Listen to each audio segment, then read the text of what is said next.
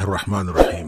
دیکھیں، سب سے پہلے ہمیں یہ جو علاقائی صورتحال ہے نا، اس کو یوں دیکھنا چاہیے کہ احادیث کے اندر جس شام کا ذکر ہے اس شام میں موجودہ 4 ممالک تو ڈیفینیٹلی شامل ہیں. صحیح.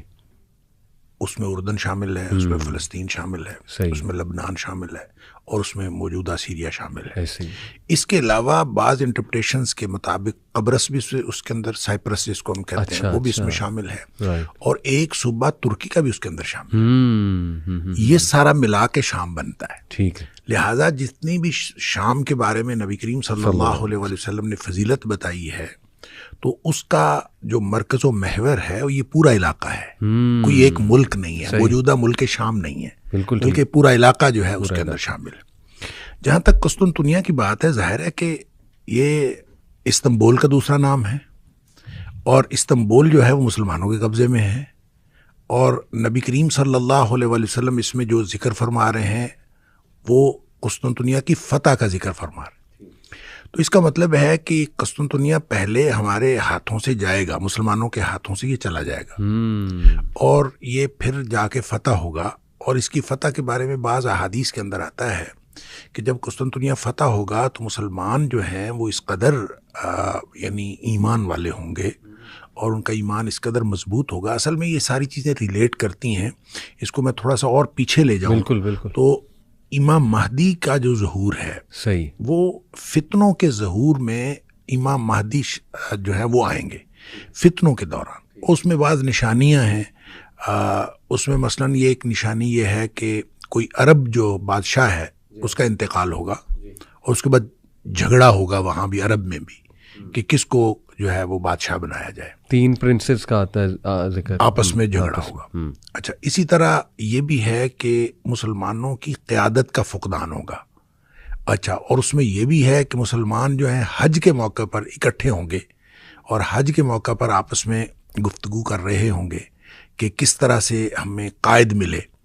تو ان کو اس دوران، حج کے دوران جو ہے یہ محسوس ہوگا کہ جس کو ہم قیادت دینا چاہتے ہیں وہ شخص یہاں کہیں موجود ہے، اور پھر کوشش کریں گے کہ وہ ان کو ڈھونڈ لیں. اور اس میں پھر تفصیل آتی ہے کہ وہ مکہ میں کوشش کریں گے ڈھونڈنے کی. تو وہ جو شخص جس کو ڈھونڈ رہے ہوں گے، محمد بن عبداللہ، نبی پاک صلی اللہ علیہ وسلم نے فرمایا اس کا نام میرے نام پر ہوگا، اس کی ولدیت میری ولدیت کے اوپر ہوگی. بالکل صحیح. اور وہ حسنی سید ہوگا، اور اس کو جو ہے یعنی حضرت حسن رضی اللہ تعالیٰ عنہ کی اولاد میں سے ہوگا. اچھا، اس کو لوگ ڈھونڈ رہے ہوں گے، وہ مدینہ چلا جائے گا، پھر لوگ مدینہ جائیں گے، پھر وہ واپس جو ہے مکہ آ جائے گا. اچھا، یہ جو امام مہدی کا پھر بالآخر ان کو جب وہ پا لیں گے تو وہ موقع ہوگا کہ وہ حجر اسود کے قریب وہ موجود ہوگا، بلکہ ملتزم کے ساتھ وہ چمٹا ہوا ہوگا جب لوگ اس کو ڈھونڈ لیں گے. اچھا، اس کو ڈھونڈ لیں گے تو وہیں پہ گفتگو شروع ہو جائے گی کہ آپ کی ہم بیعت کرنا چاہتے ہیں.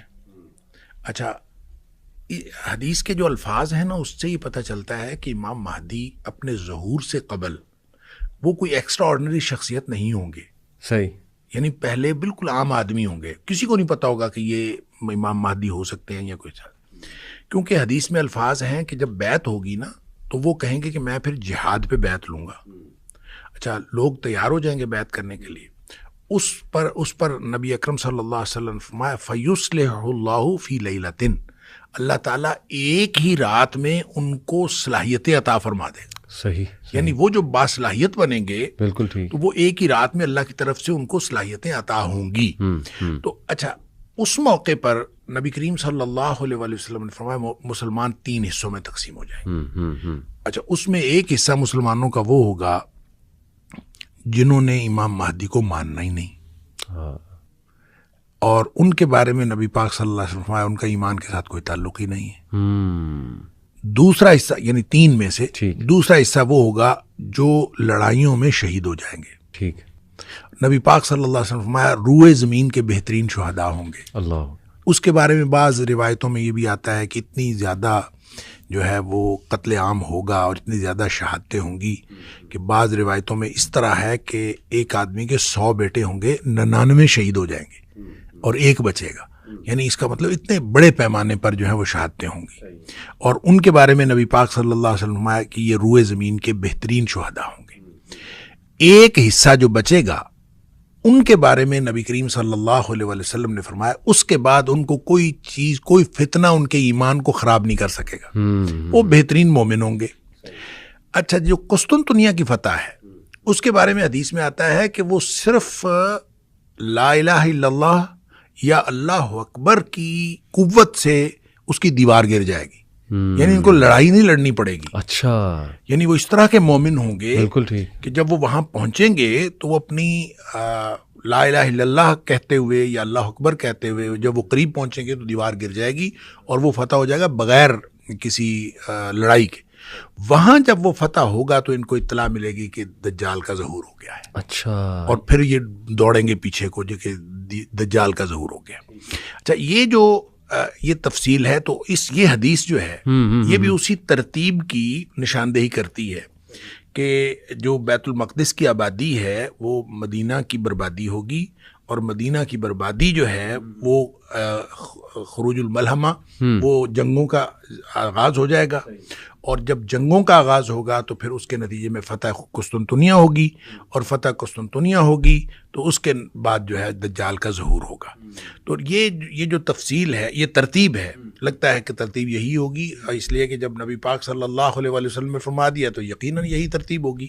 تو اس میں ایک بات بہرحال میں جو آپ نے کہا کہ بیت المقدس کی آبادی سے کیا مراد ہے exactly. اور بربادی سے کیا مراد ہے، دیکھیں اس کا ایک تو مطلب یہ ہے کہ ہمیں جو سمجھ آتی ہے کہ بیت المقدس جو ہے وہ اس کے اندر جتنی خرابیاں ہیں، جتنے وہاں پہ کیوس ہے، وہ ختم ہو جائے گا۔ آبادی سے مراد یہ ہے، اچھا، اور یہاں کی بربادی سے مراد ہے جتنا یہاں پہ امن ہے یہ ختم ہو جائے گا۔ اچھا، ٹھیک ہے، خراب ہے نا، خراب، ٹھیک ہے، ٹھیک ہے، خراب یثرب، حدیث کے الفاظ ہے خراب۔ صحیح ہوگا۔ اب خرابی کسی بھی طرح کی ہو سکتی ہے، وہ ایڈمنسٹریٹو خرابی ہو سکتی ہے، مینیجریل خرابی ہو سکتی ہے، وہ نظام کی خرابی ہو سکتی ہے، وہ لوگوں کے ایمان کی خرابی ہو سکتی ہے۔